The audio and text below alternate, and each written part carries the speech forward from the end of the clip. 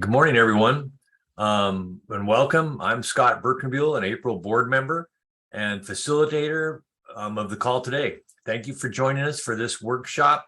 I want to choose where I live and who I live with, strengthening advocacy around the HCBS settings rule. I want to mention a few housekeeping items before we get started today.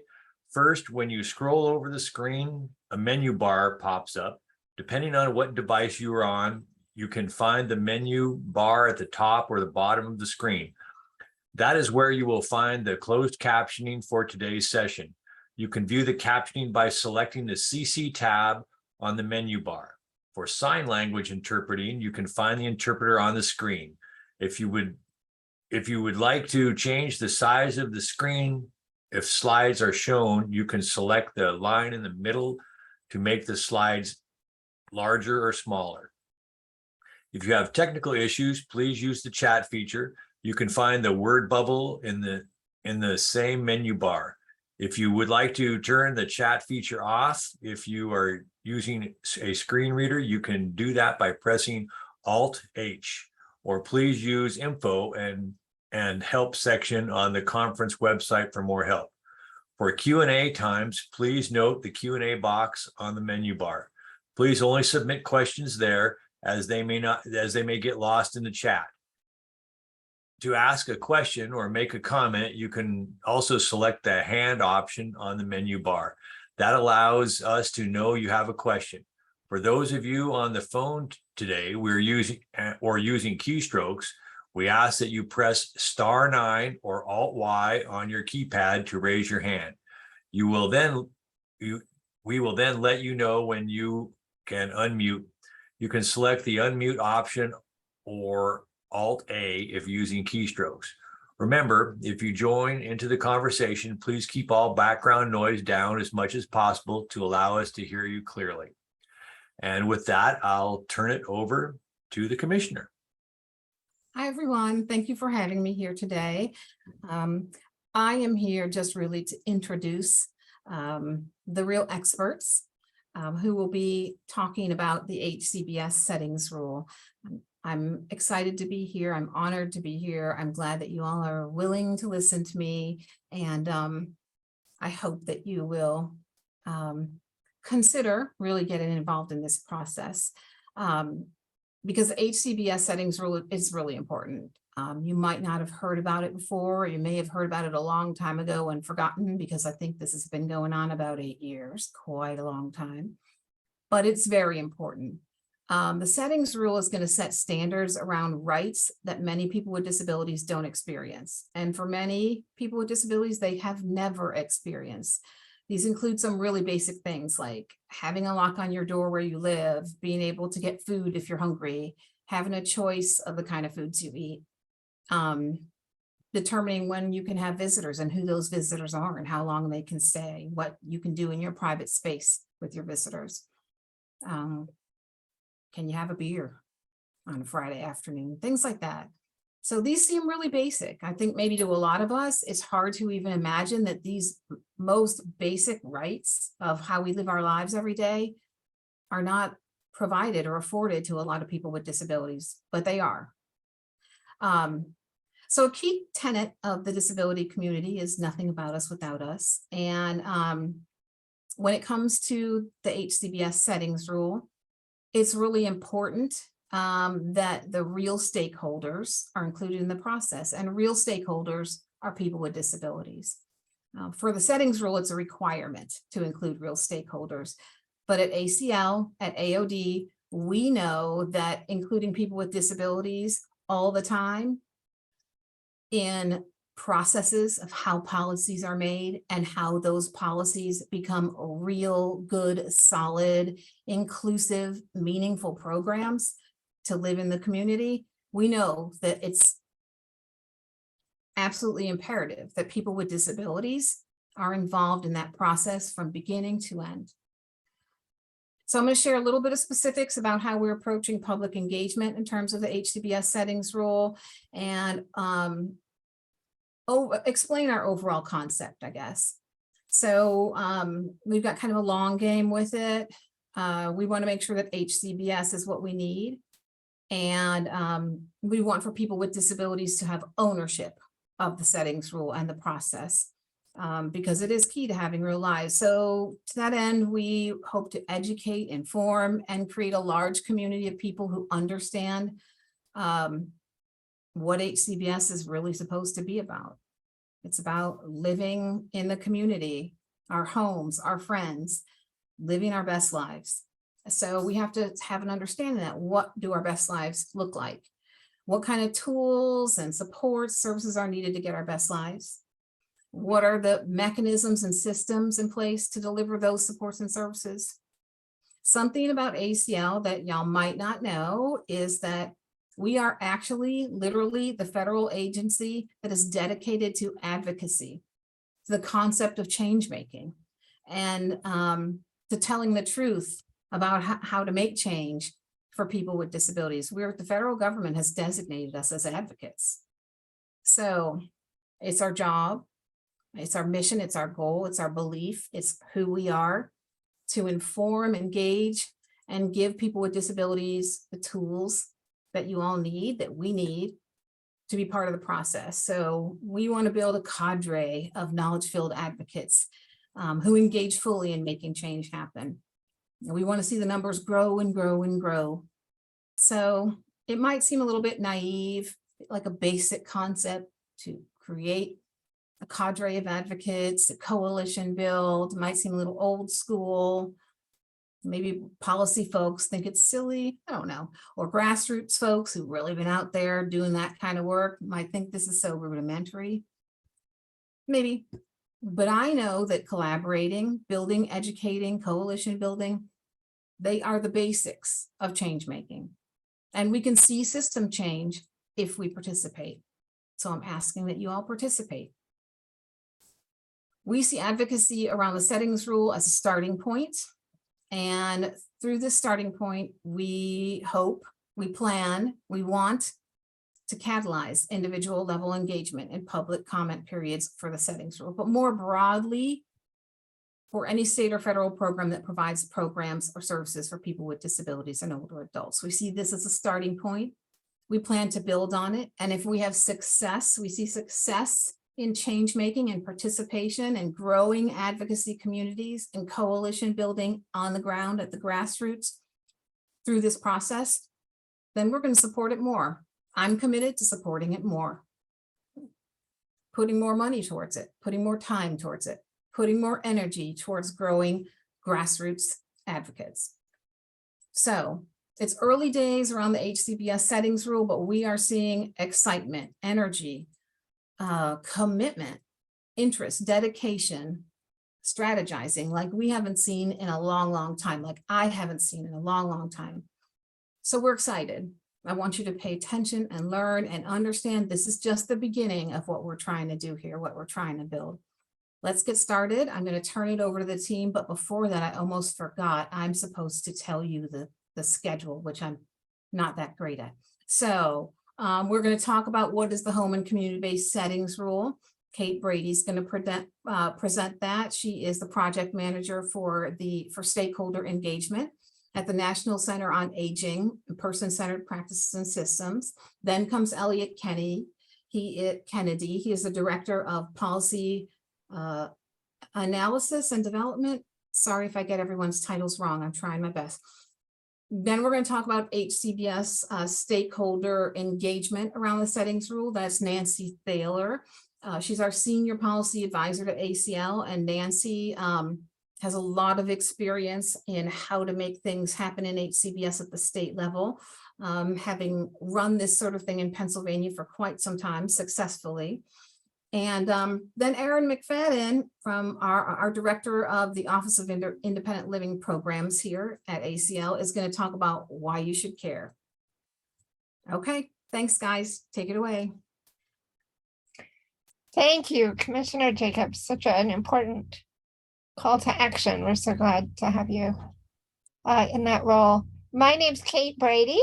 I work at the Human Services Research Institute, as Commissioner Jacobs said, in the National Center on Advancing Person-Centered Practices and Systems.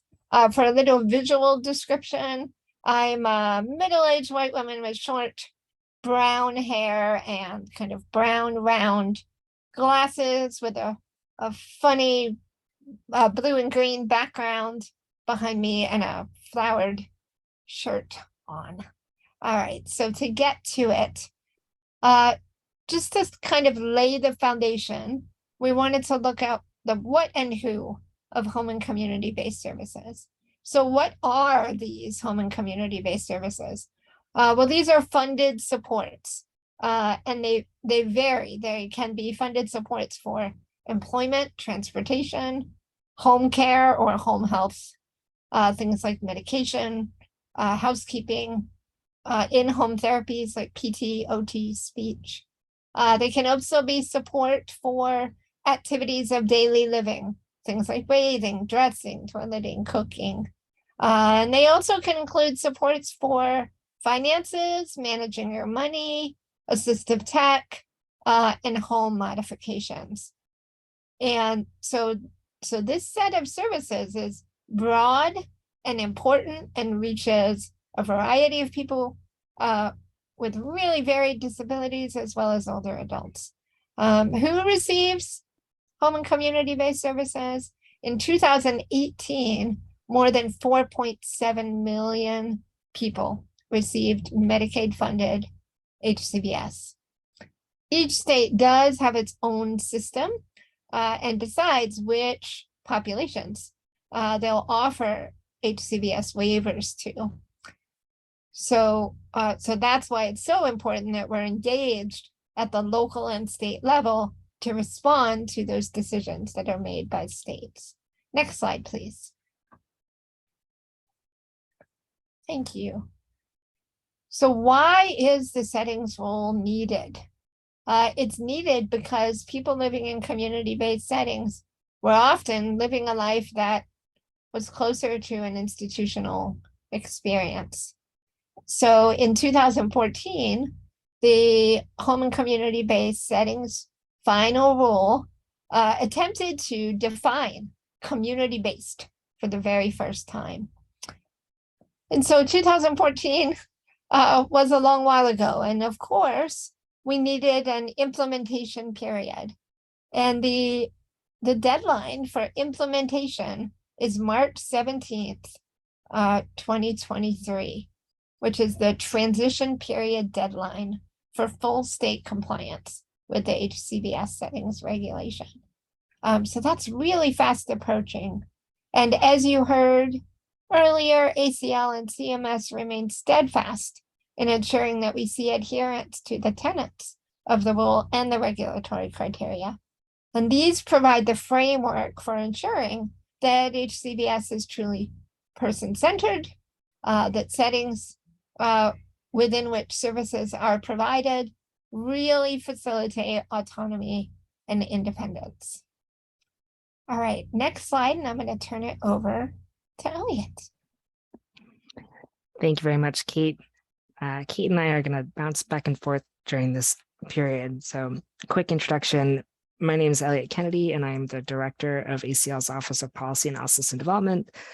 In a short description, I am a mid-30s white man with brown hair and a short brown beard, wearing a black shirt and a gray jacket. And I'm from rural Vermont, so I'm really happy to be here with you all. So slide 5, let's talk about what makes a setting home and community-based under the settings rule. So picking up on what Kate mentioned, I don't see okay, there's an interpreter, great. Picking up on what Kate mentioned, if you receive Medicaid funding to support your home and community-based services, this is what your setting has to look like under the settings rule. So it should be in the community and support your full access to the community.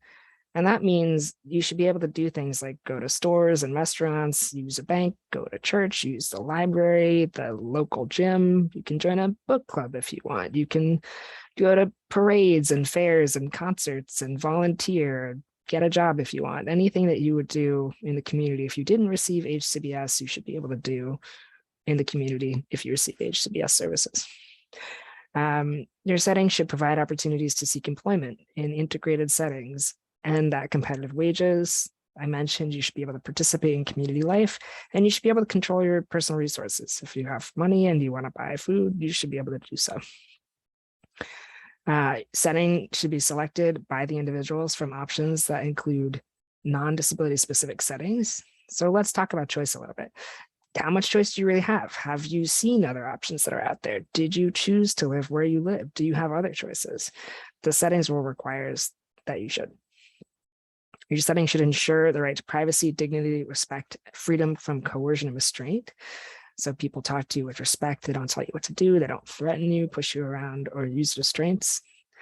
It should feel like your own home. You should be able to decorate your room, choose your roommates, choose the food you eat, choose when people can visit. And all of it should happen. It should facilitate individual initiative, autonomy, and independence in making life choices, basically meaning that you should have a person-centered plan, and the services that you receive should be in line with the person-centered plan. Your goals and preferences should be determining what's happening with your life. So let's go to the next slide, please. So everything that I just mentioned is a core requirement of the final rule, of the HCBS final rule.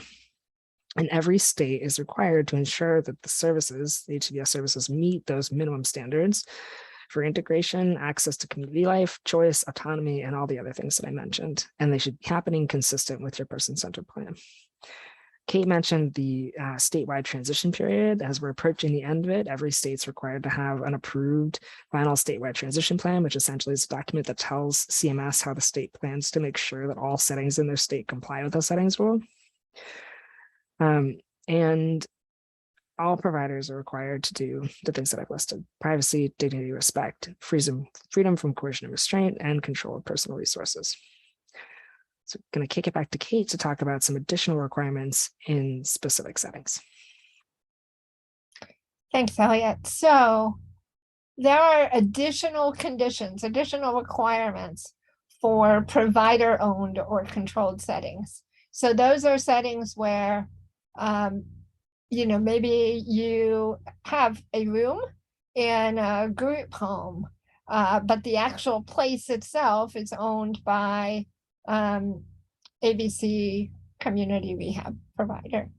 And so the regulation puts forward its requirements to ensure that that provider-owned setting is in compliance with the intent of home and community-based settings. So that the unit is owned or rented or occupied under a legally enforceable agreement. You have privacy, doors are lockable. You have choice of roommates. As Elliot mentioned, you have the freedom to furnish and decorate the space. You have the freedom to control your own activities, to make your own schedule. Nobody is saying lights out at a certain time or no snacks after 11. You have access to food at any time, and you can have visitors at any time. And it's important to note here that, much like Commissioner Jacobs said, these seem very reasonable, right? You're living in a place, it's your home. Naturally, you would have a choice of who lives there. Naturally, you would, as an adult, have the right to food at any time. But as advocates, that isn't always the case. People's rights are not always honored. So we're laying these out very specifically so that when those rights are violated, you can raise those concerns. Next slide, please. All right, so this is a map of the status of statewide transition plans across the country as of August of 22.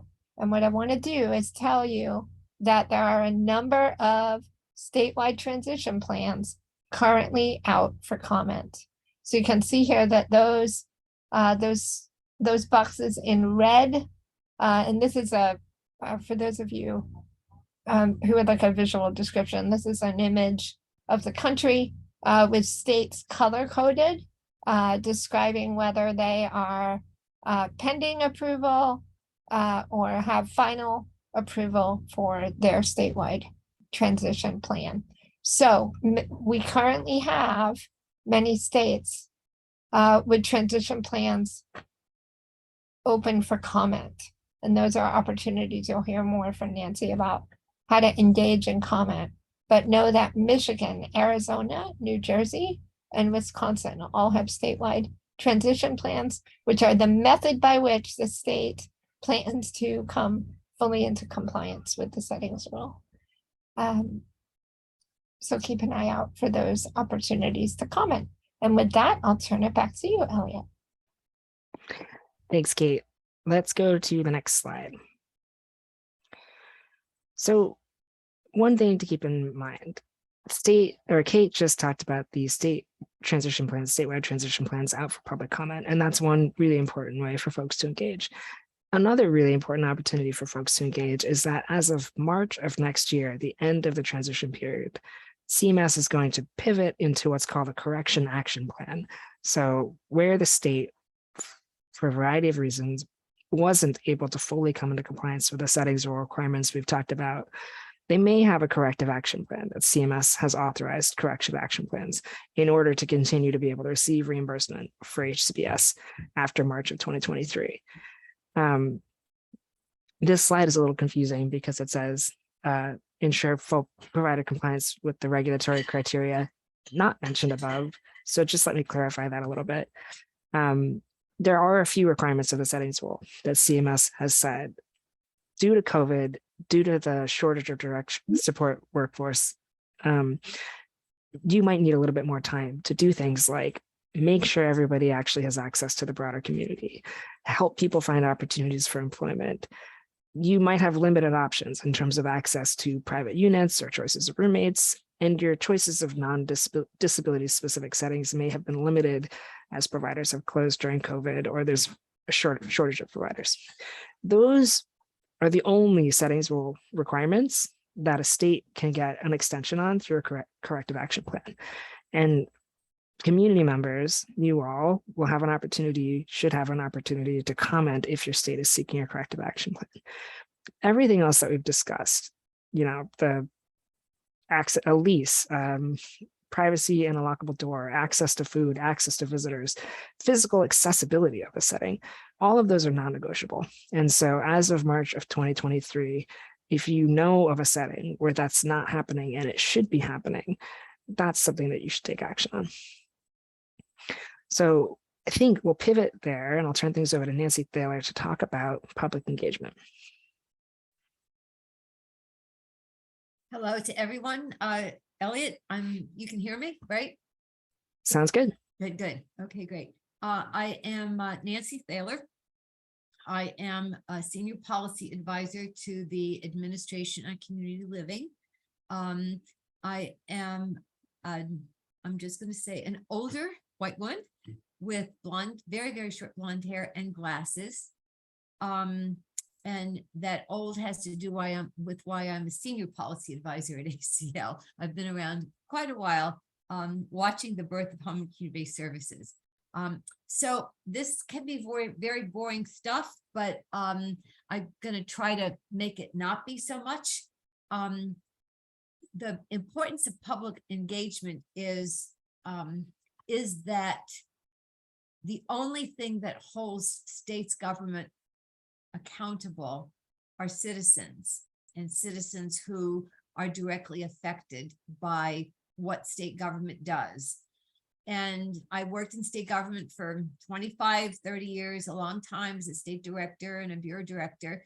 And I love state government. I love the people who work in them. But unless state government is watched and unless there's advocacy, it will drift away from the goal. So you staying engaged is extremely important. It's pretty complicated stuff. So for the average person who doesn't live and breathe this every day, it can get very complicated, which is why ACL is trying to work with a network of organizations, including yours, to find ways to support that public engagement. And so what I'm going to talk about is that whole network of organizations and the kinds of things that people do to help people with disabilities and families have a voice and as organizations to have a voice. So both as organizations and supporting individuals. We, the Administration on Community Living, which is kind of a policy agency, works very close with the Medicaid agency to implement the rules and the regs that govern home and community-based services. And the settings rule is nothing more than a bunch of words that give people their rights in regulation. The right to communicate, the right to see friends, the right to control your environment, the right to eat the food you want. Some very, very basic things are in this reg, in this rule. And how states implement it will determine whether all the people we care about have their rights respected and their needs met.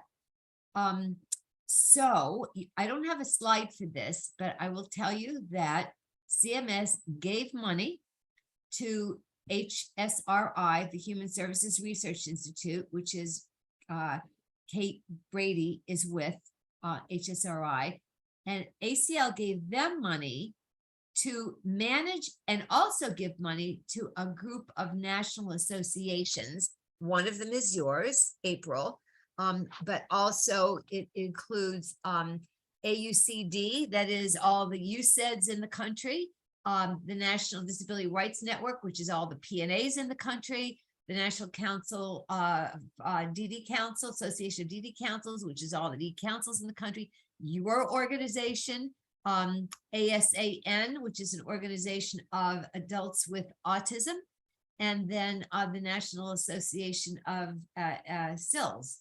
And so through those organizations, and by giving those organizations money, we're hoping they will help everybody in the states to figure out how to engage with government to make sure that the rule is implemented. So this is our first time to actually putting money behind our belief that citizens, people with disabilities, families, advocates, our network of organizations needs to be vocal and at the table. Next slide. Okay, how do you engage? This is sort of a hierarchy. Right now, there are these state transition plans. This is a one-off. This happens one time. And the states were supposed to describe how they were going to get from not implementing the rule to implementing the rule. Those state plans are out there. Kate mentioned, or Elliot mentioned, a couple that are live now for comment. And so there is an opportunity to say to the state, we like what you did. We don't like what you did. You didn't think about this. You need to have higher standards. That's an opportunity. The next opportunity in some states, not all states, is this thing called heightened scrutiny. States told CMS when they had physical locations that they think didn't meet the rule because they were institutional or they were very remote. And CMS goes out and conducts an investigation of those settings.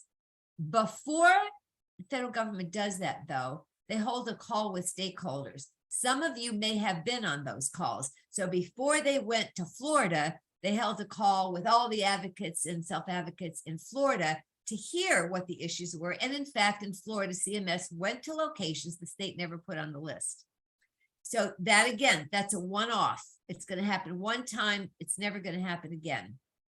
There will be corrective action plans. If CMS does not like what the states put in their transition plans or their heightened scrutiny packages or how they're implementing, they may ask the state for a corrective action plan. That's another opportunity for you to be involved directly. But I want to identify the last little bullet that says waiver amendments and renewals and say, this is the biggest way going forward, as long as we've got Medicaid waivers, that you can be directly involved. And that is whenever a state proposes to do a new waiver, that is your opportunity to go through that document, the services they're going to provide, the qualifications of the service providers, how they're going to do person-centered planning, and comment on the state and sort of force them into a role of negotiation. If a state, when a state has to renew their waiver, which is every 5 years, that's like a do-over. That's a blank slate, start all over again. What are they changing? What's going to be the same? And that's another opportunity for you to comment.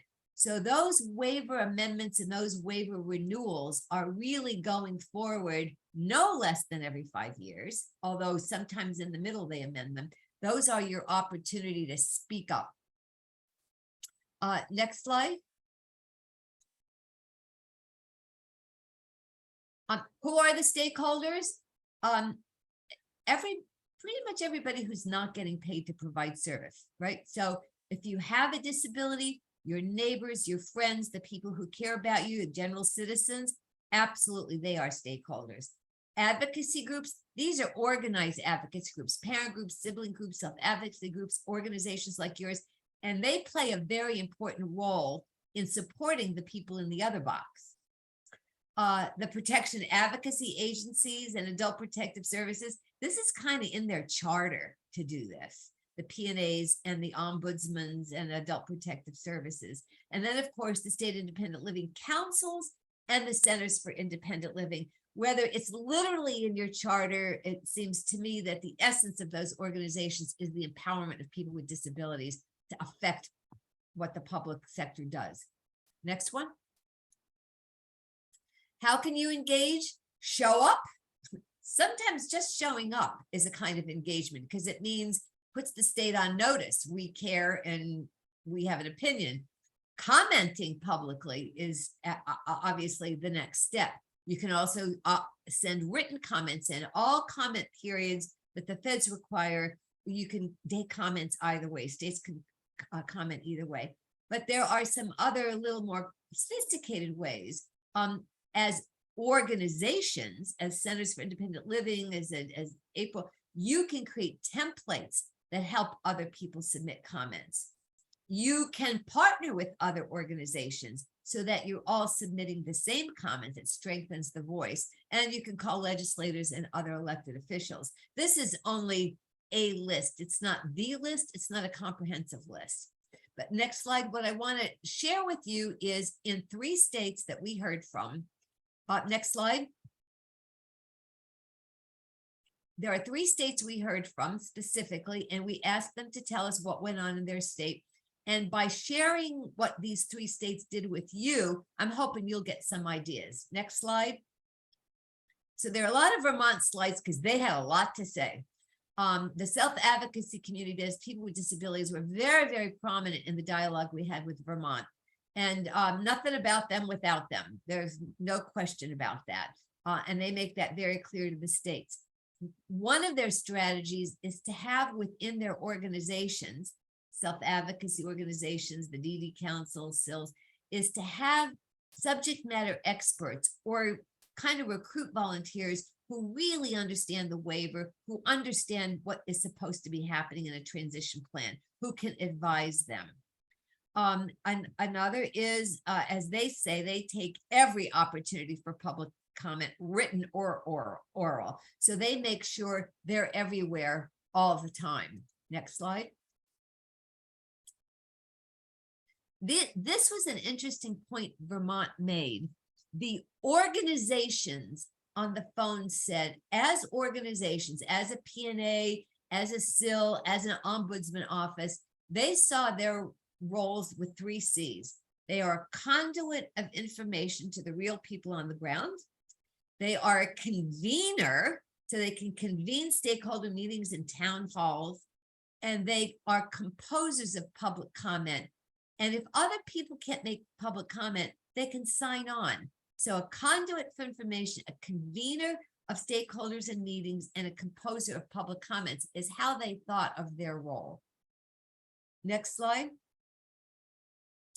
The other thing the folks in Vermont says that they felt they needed to be trusted messengers on the rule, that if people are going to listen to them, they have to trust that what they're going to hear is true and valid. So these building partnerships, doing things across disability organizations, aging organizations, to have these relationships of trust. And then again, explain the settings rule. And the Vermont crowd is very, very big on plain language. No highfalutin words, no complicated words, no bureaucratic words. They want to see things in plain language, and they communicate things in plain language. Lastly, gathering stakeholders and inviting state decision makers to their meetings, not waiting to be invited, but holding town hall meetings, holding meetings and asking state decision makers to come to them. And you see again, plain language, using stories. They coach speakers. So if someone thinks they want to speak out loud at these meetings, they coach them, maybe rehearse ahead of time, and often follow up in writing. Next slide. 2 more in Vermont. As I said, they had a very robust attitude toward public comment. These are their tips for stakeholder engagement.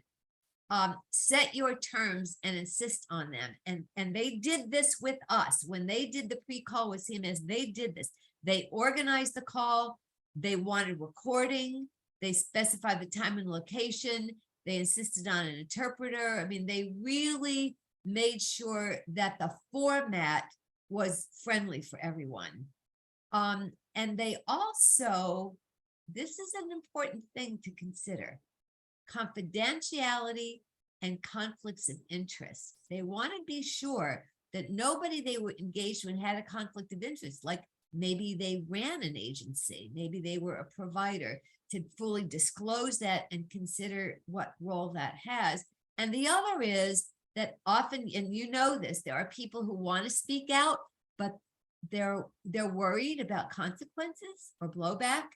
And so they want some protections. And if they provide information, sometimes they want their identity covered and they want that confidentiality. And last from Vermont, tips for stake engagement, the last slide, is they again insist on the meetings being accessible, getting materials ahead of time. Need to know versus nice to know. What that means is I have a right to know. You're not doing me a favor. I have a right to this information. And again, plain language. And they have this rule about open-ended questions, so you don't lead people on. It's what do you think about something, not do you like this? So as you can see, they've really, really thought through how they keep everybody vocal and verbal and engaged. Next slide is Pennsylvania. The remaining states are less slides, but no less robust. We just didn't repeat things that might repeat. So in Pennsylvania, the USED and the DD Council have a partnership. And the DD Council issued an RFP for advocacy, education, and monitoring around the rule. And the USED got the grant.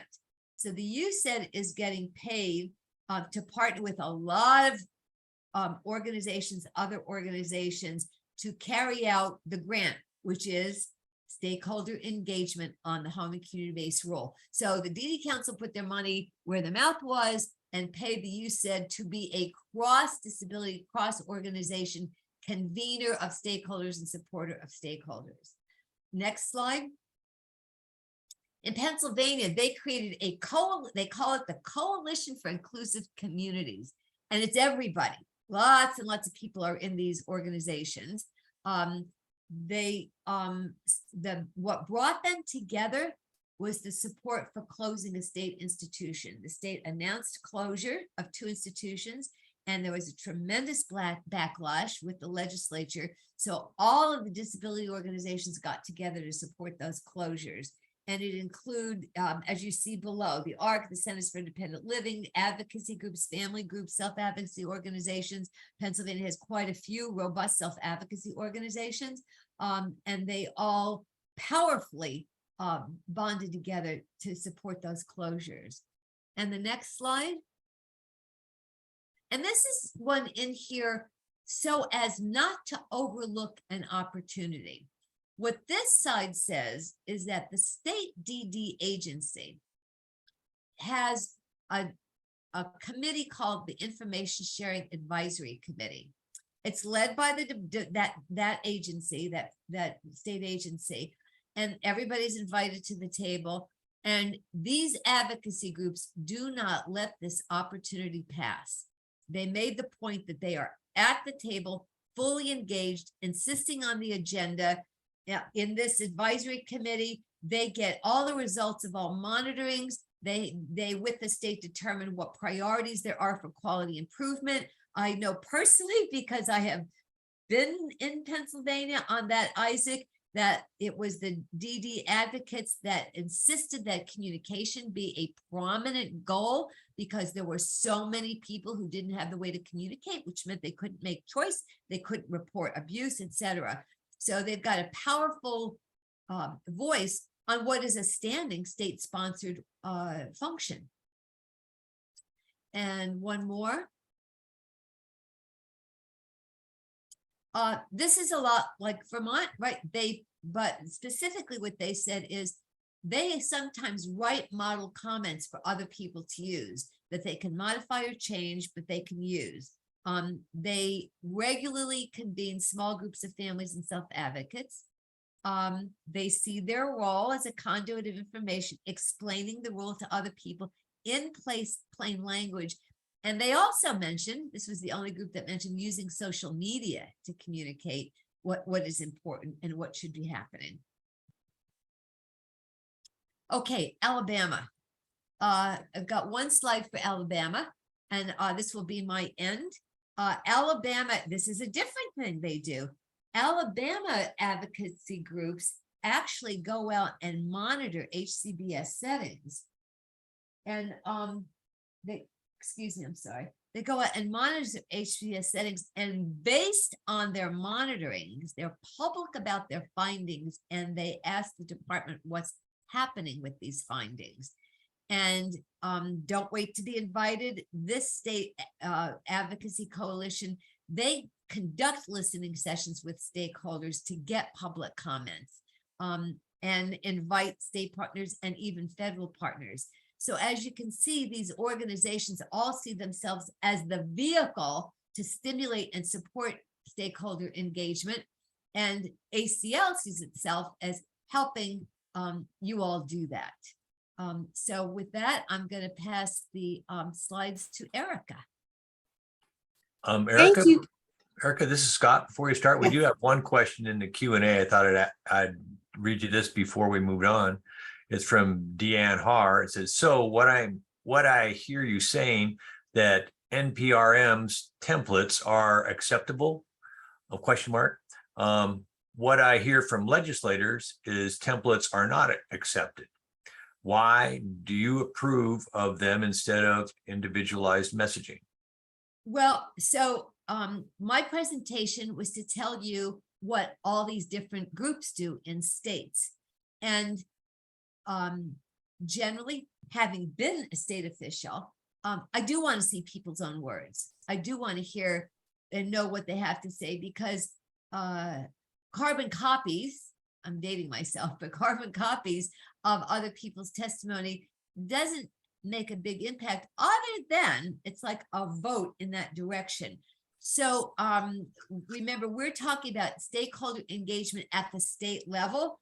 And so all states, this is not necessarily notice of proposed rulemaking, although states do propose rules. We were talking about waiver applications, et cetera, but rulemaking is one of those. So generally, do what you believe the state expects and allow. But I think your point is well taken. The more the words are the original words of the person submitting, the better.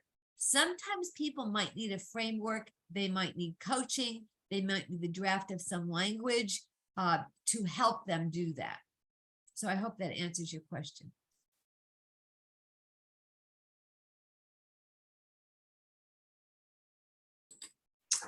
Thank you, Nancy. I really appreciate that. My name is Erica McFadden. I am the director of the Office for Independent Living Programs.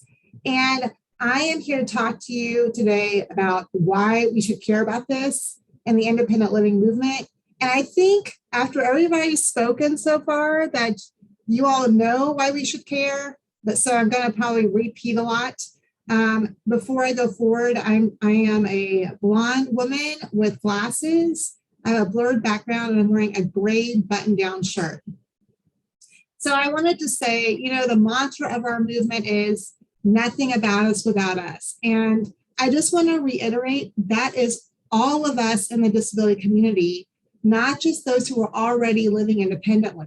So as we've heard, many in our community benefit from HCBS. I think Kate said earlier it was 4.7 million people actually have HCBS services. So it truly is a cross-disability program that when done right, we've heard it can advance choice and control for the individual, which is what we're all fighting for.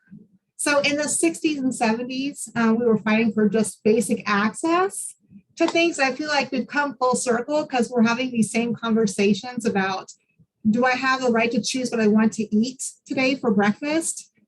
So I feel like we're facing, again, a significant civil rights issue today, and that's ensuring that the rights that we fought for many years ago are protected and they're fully implemented and in the spirit of what we need them to be. So some in our community are living in settings that are funded with HCBS, but they have no choices or decisions afforded to them at all. They can't even practice the IL philosophy because they're not given the opportunity to do so. So we've all seen that in some cases. We've seen large institutions that we thought to shut down, but now they've shrunk and now they're like little mini institutions. And that's where we need you all to step up and say, if people are able to actually have choice. Where residents have, right now, some of them have, residents have little choice over their day-to-day lives. So when HCBS is truly honored, all people with disabilities are able to lead the lives they want to lead, which is more independent lives that we're all fighting for. So when done well, the hope is the HCBS settings rule creates access to the community and all it has to offer, including shopping, recreation, entertainment, employment. When implemented correctly, it can create a sense of belonging, a sense of connection to and personal identification with the whole community. It embraces an individual's participation and belief in something larger than themselves. Through the HCBS settings rule, they have basic rights that are afforded to them to live independently in the community in a dwelling of their choosing. They control where and with whom they live and should have opportunities to rent or buy their own homes. And not to be able to be discriminated against, to be able to make choices in their own lives. This is what the disability community has fought for decades, and this is what the community is facing now. So we're asking you to act, speak up, get involved, collaborate with those that you may not have collaborated with previously, some of those in the DD network. This truly is a cross-disability call to action. So the slides here, so the ones that are in front of you right now, there's a lot of words on them, but basically it's giving you more resources and they're for different audiences. So the one here on the left is the CMS website. And so it gives you a toolkit for on-state strategies for best practices and HCBS, there's case studies. So they're like, if you really want to get in the weeds, this is where you go. And it's the Medicaid.gov site and the link is embedded on the slide. And on the right side of the slide is some really great information from the Autistic Self-Advocacy Network. And this toolkit is for advocates, families, it's also for administrators. They have a lot of information in plain language. And so I highly recommend if you're trying to get people introduced to what this is, that they go take a look at that site. There's really something for everybody here on the HCBS settings rule. Next slide. And this slide has videos. So some people do better being able to look at videos. These are all short videos ranging anywhere between 3 and 7.5 minutes long. And they have different audiences as well on HCBS, what it is, provider requirements, even for people with disabilities, your services, the rights that you should have. So all of these are a great start for people who need to get a better understanding of what HCBS settings rule is. There's also interactive guides on here. On lower on the side is the HCBS guide, Your Right to a Community Life. And so that's a great resource, as well as the second slide, Supporting the Right to a Community Life, or second link, Supporting the Right to a Community Life. So this is all great material to get this conversation started. And hopefully some of the strategies discussed today your states can use to be able to provide input and feedback. But I hope you know that even if your state has an approved transition plan, you are still the eyes and ears and the boots on the ground to speak up when that plan is not implemented correctly and the people's rights are not being enforced. So we encourage you to take a look at what your states may have submitted or where they're at in the process, and to be able to just be able to monitor or to speak out when things aren't being implemented correctly. So we thank you for your time. Next slide. And if you guys have any questions, or if you want to have conversation about what some of this means for your states, we'll open it up to you all. Thank you.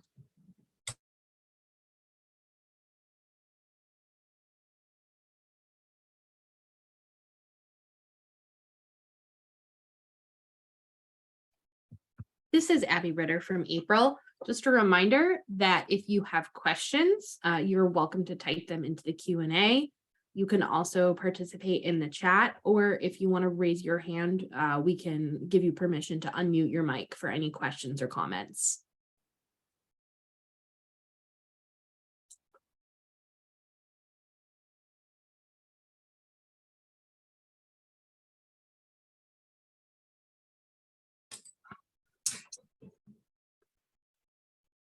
Abby, Yes. I have a quick question for the group.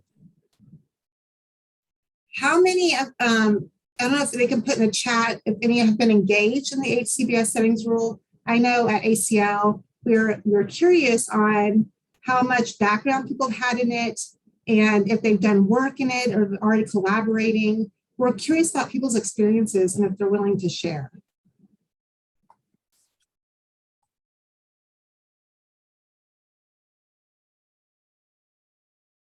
I'd be happy to start just by saying, as an individual, this is near and dear to me. My own younger brother lives in a group home in rural upstate New York.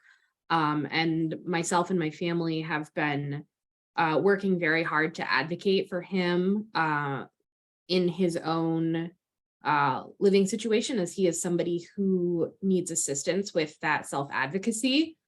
And I will certainly be making a call to New York State officials, because I do believe that the organization that is providing him with a supposed community-based living is not holding up their end of the bargain. So I deeply appreciate this information.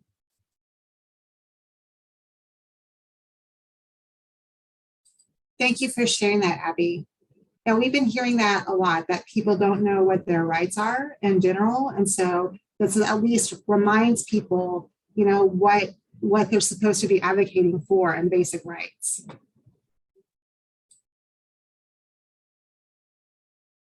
Nancy, you're muted. This is Nancy. I just wanted to say that one of the elements of the rule is that people should have opportunities for community engagement to the same degree that people who don't use home and community-based services.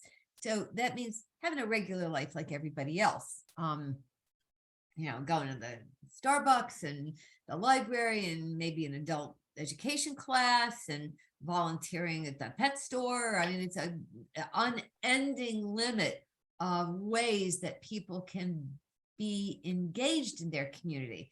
And engagement doesn't mean I can walk downtown and home, or a group of us can go to the mall. Engagement means being part of. And so when you're thinking about advocating for people, it is so that they can be part of their community, belong in their community, be recognized as a member of the community. We do have a question from Deanne Har, which is, if individuals want to report observation to ACL without working through DSE Silk, how do they do that?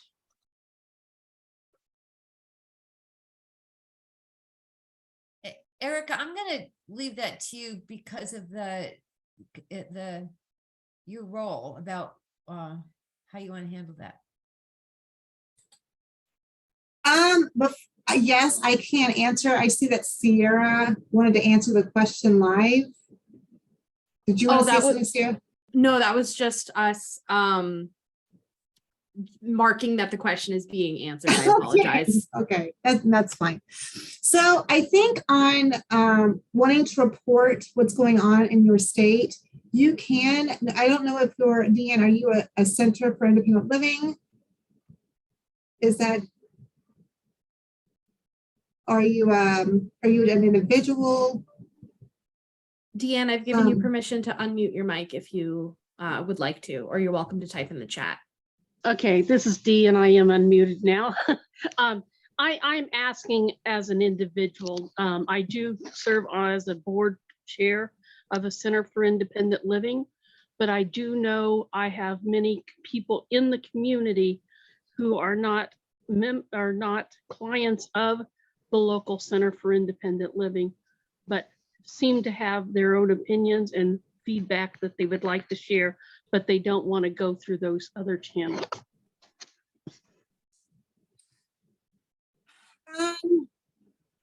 So for public engagement of people who are living in, these are people that are living in those settings, correct? That are having issues. They want to be able to provide These are feedback. people that do receive some home and community-based services, yes. Okay, so I mean, we have that on our website on acl.gov. If you type in Centers for Independent Living, on that page is a list of, you know, that it's the AC. I'll put the link in where the program officer list is for ACL. If you want us to be aware of specifically what's going on in an area where individuals want to report something, you can reach out to the program officer for that state, and then we can see where it needs to go, depending on what the feedback is. And I can direct you where that, you can also just email me directly. I can put my email in the box. Okay, that's what I thought the response would be, but I just wanted to confirm. It just depends on what it is, because there could be some really great issues that would require a different response than if it was broad public engagement feedback that is required for the current HCBS settings rule. So it just depends. Okay. Here's my email. I just put that in the chat, and then I can put the link to where all of our program officers are by state. Okay, thank you. This is Jill Jacobs. I'd like to respond to that too, that if individuals want to comment about the settings rule or about the way that they feel they are about their particular provider or where they live and get services, and they want to make comments on that, but don't want to go through some of the resources we've identified here, the organizations we've identified as a conduit, that's okay too.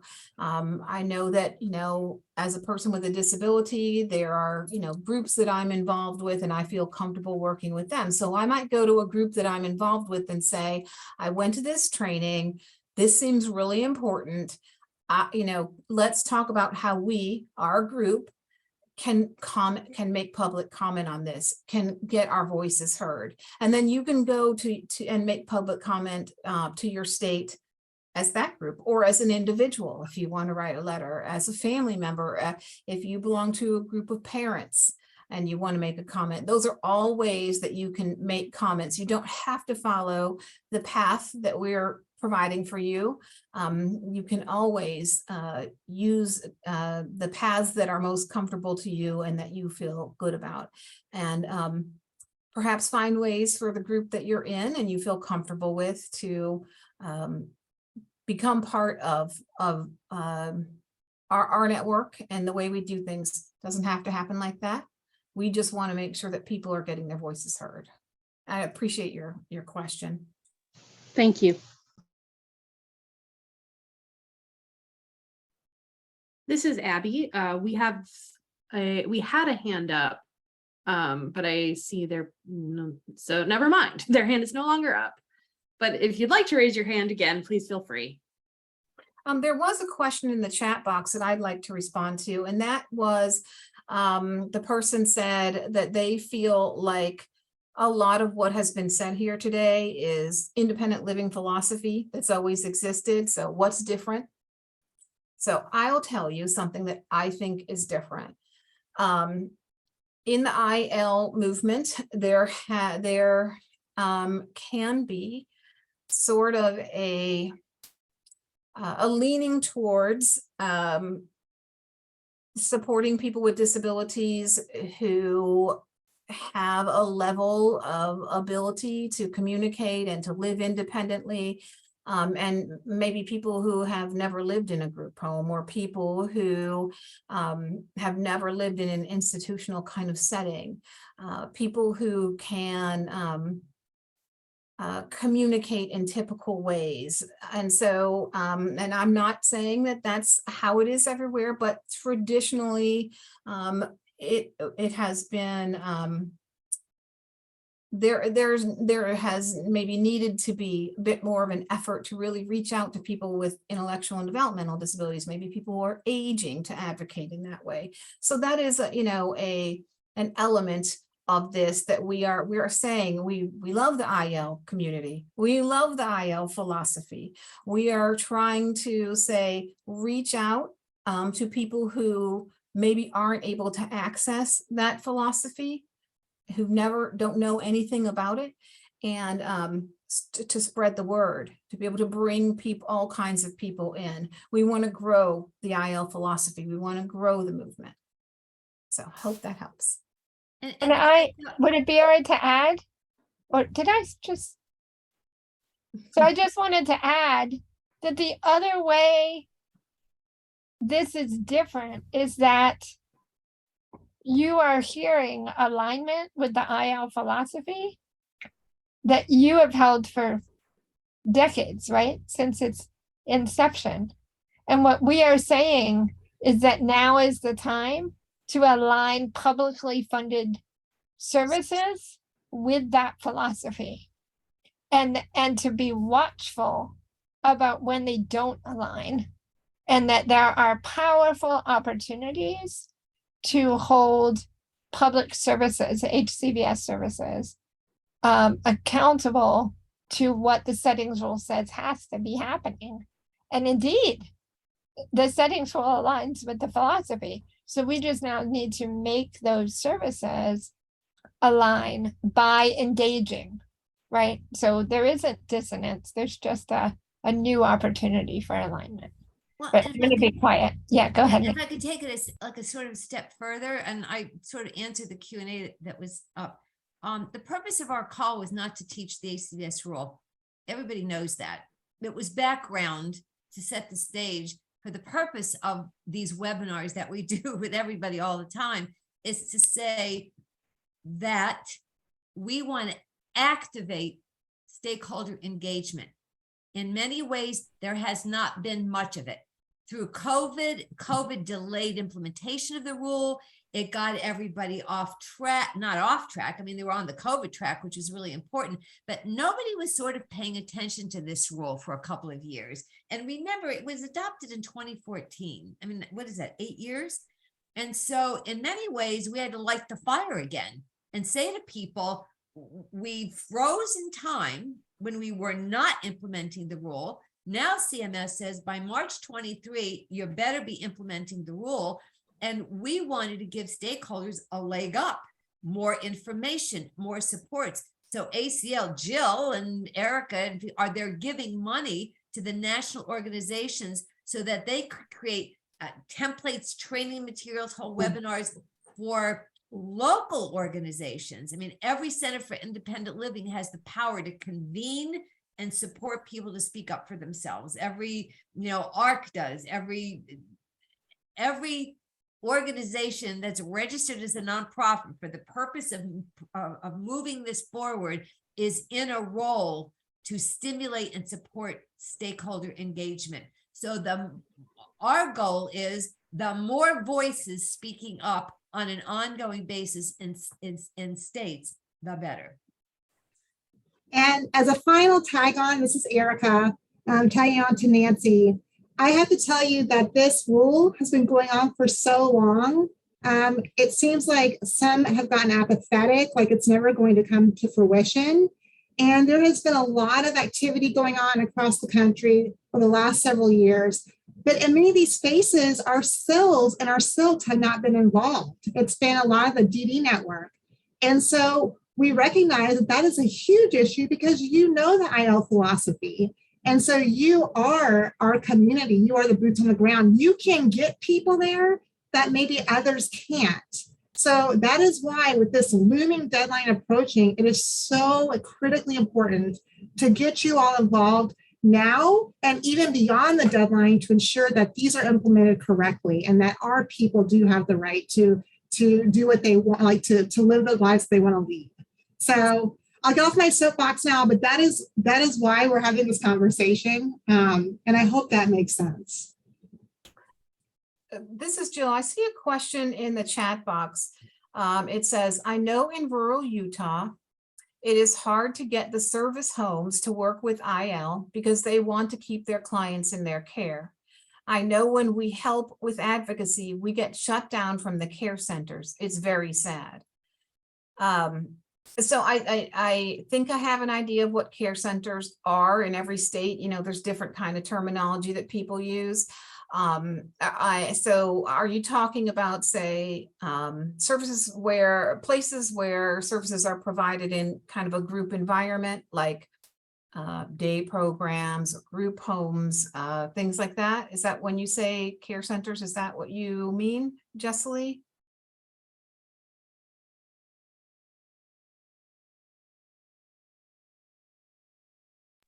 Yeah, Day she put services, in the yeah, day chat. services and group homes. Okay, so cool. I hear you. I think that Nancy mentioned, for example, that in Alabama, people with disabilities, including People First, actually go into these places.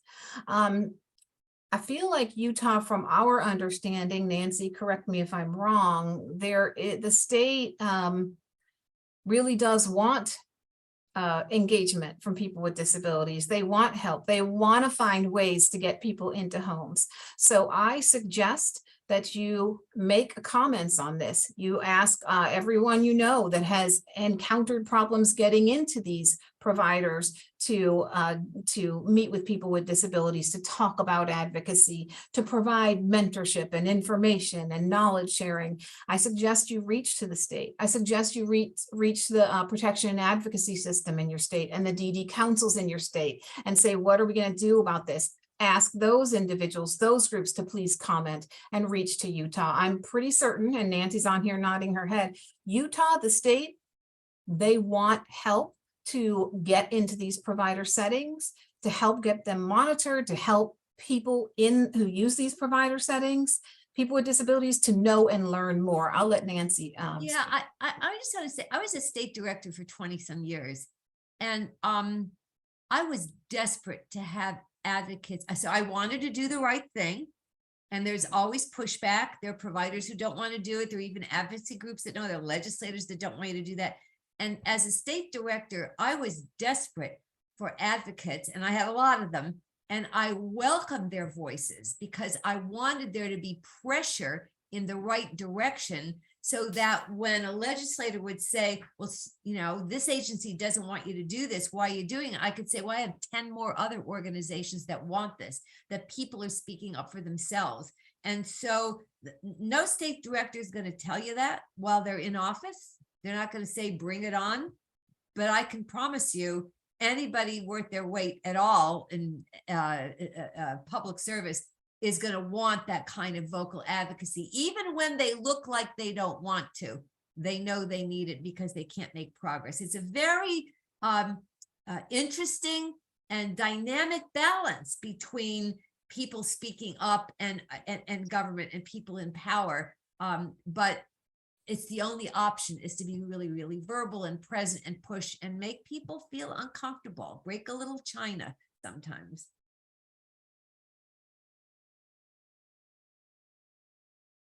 I see also there's a question in the question box from Brenda Boggs that says, in Virginia, we have residential homes through the CSB. I know that CSB means Community Service Board because I live in Virginia.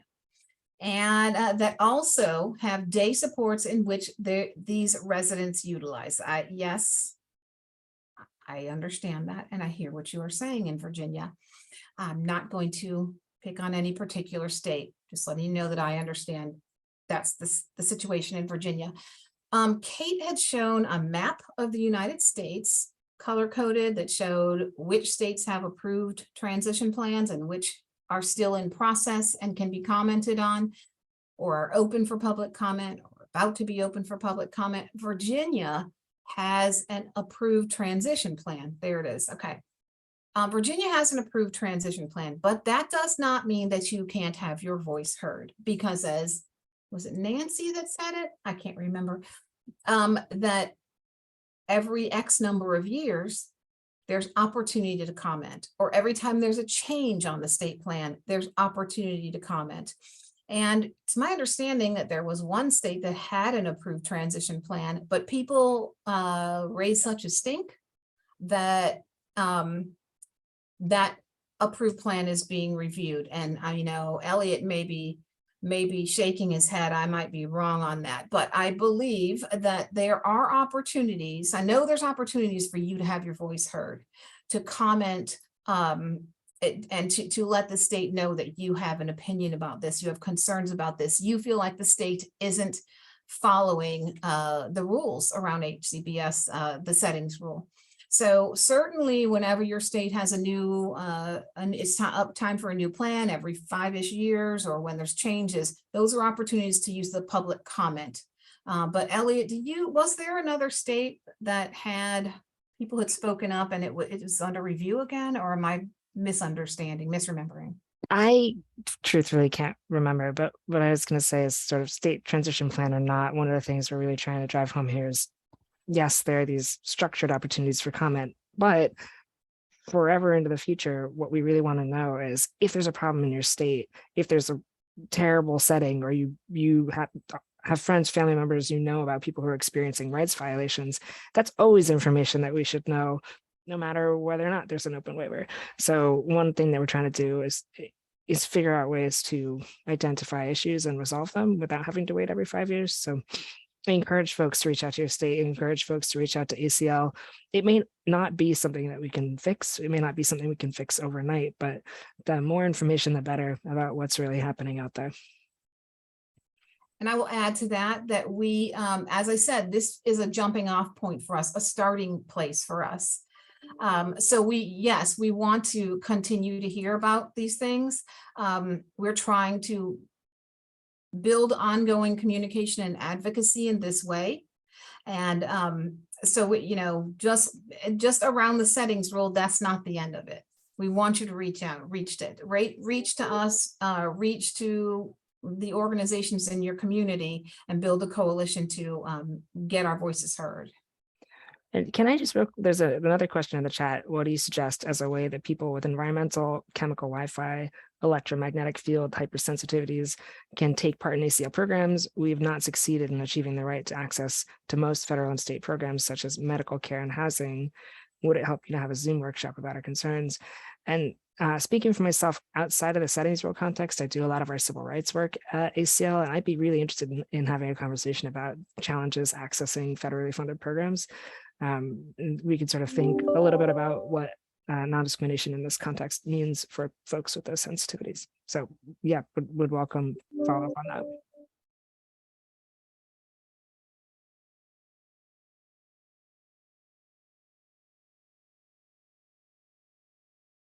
As we have these conversations, I did want to remind everybody that, or inform you in case you didn't know, that April, in partnership with NASILC, will be having a webinar on Halloween Day, so October 31st, titled Scary or Not Scary, Understanding HCBS Settings Rule.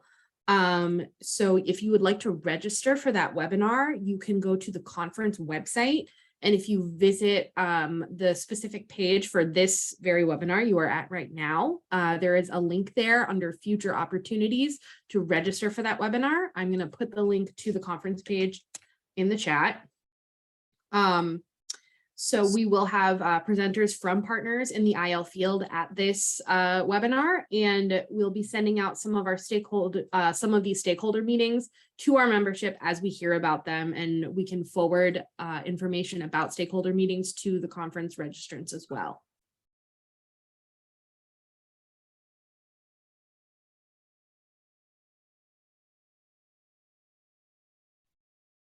And this is Scott. There was another comment in the chat too, from Deanne to don't have to wait for state transition plan development. State boards and commissions are public meeting and each offer comment sessions.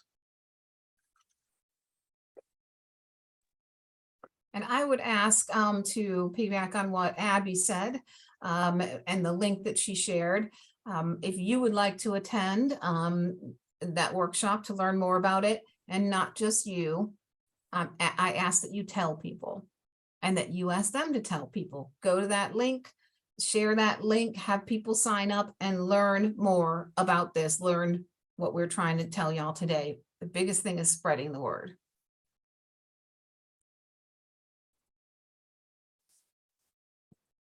There is a hand up from JJ Sanchez. Hi, yeah, so I'm JJ Sanchez. I am from the Wyoming Independent Living in Cheyenne, Wyoming.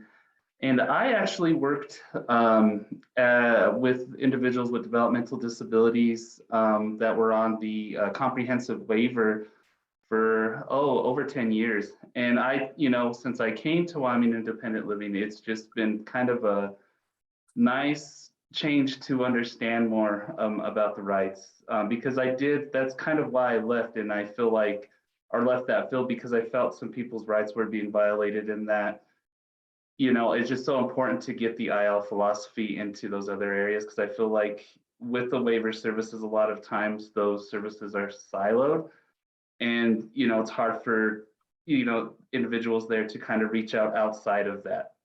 And so that's kind of been a big point for me to reach out to a lot of those agencies and, and kind of use my past to kind of do more outreach out there to that population.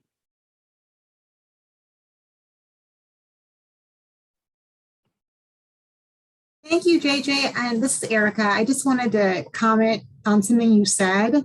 It is very much siloed. And so I think part of the solution of breaking down those silos, I know that the DD councils are looking to infuse self-advocacy and self-determination. That's one of their requirements, is to do that for people with DD, but SILs are cross disability with their IL philosophy. And so I encourage you, if you haven't reached out to the DD councils and the protection advocacy centers, that you all come together and figure out how to infuse the IL philosophy into everything. So it includes people of all disabilities, including IDD. I think that's part of the way to break down the silos, is to start all of us coming together and not having separate conversations. Because, like you, I came from a state DD council, and so I totally understand the silos. And I used to come from Centers for Independent Living too. So, and now I'm back. So I fully understand how things are kind of separated. So we're trying to break that down. This is Nancy. I just want to say something to this organization and group of state organizations. I've worked in the IDD space since the early 70s, since we began closing institutions. And I just want to note that in a number of states, when there have been challenges and backlashes to closures, the SILs have been great. And in fact, in Illinois, it's quite a while. The state had announced a closure, and then because of the pushback, the governor rescinded the announcement. And it was the Centers for Independent Living in that state that I think maybe even chained themselves to the fence. I'm not sure, but it was pretty dramatic, and got that decision reversed again. So just personally, the principles are the same, and the philosophy of the independent living movement is the philosophy and set the stage for everything. And I also wanted to thank your movement, because you've always been there.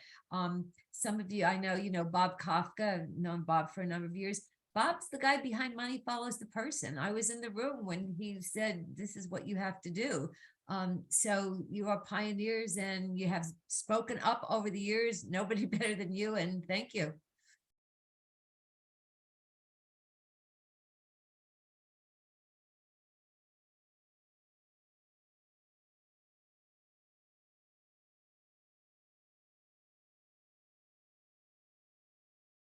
Well, this is Scott again. We have 10 minutes left in this session. Do we have any more questions or comments?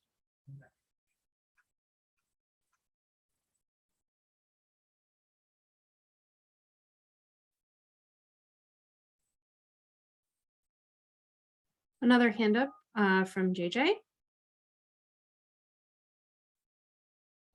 I just wanted to add that I actually was able to collaborate with the our Governor's Council on Developmental Disabilities, and I was asked to facilitate some group roundtables on self-advocacy. So that was great, and it was really nice to kind of to do that. But it was very interesting, you know, when I brought up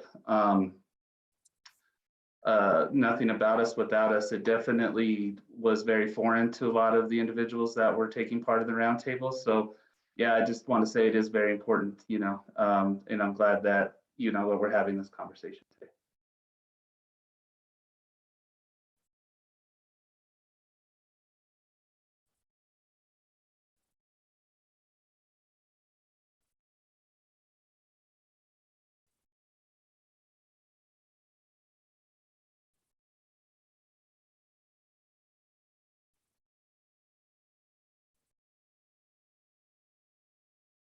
We have another, so we got it.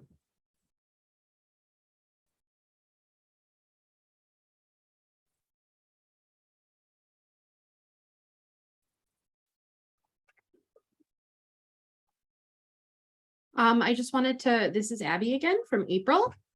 I wanted to check in, are there any more questions or comments? And I also just want to say thank you so much to ACL, to all of our panelists today, and of course to our interpreters and our cart writer. We are very grateful that you were all able to join us today. We do have just a few minutes left. So if anybody has any questions, please, this is the time.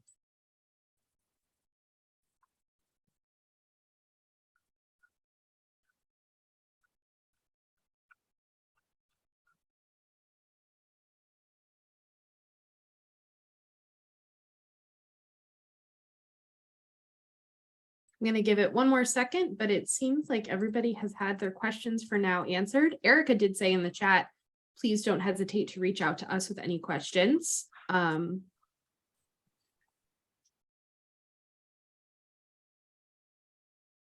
right, folks. Scott, I'm going to turn it back over to you. Oops. Okay. I would thank the panelists also. This was great.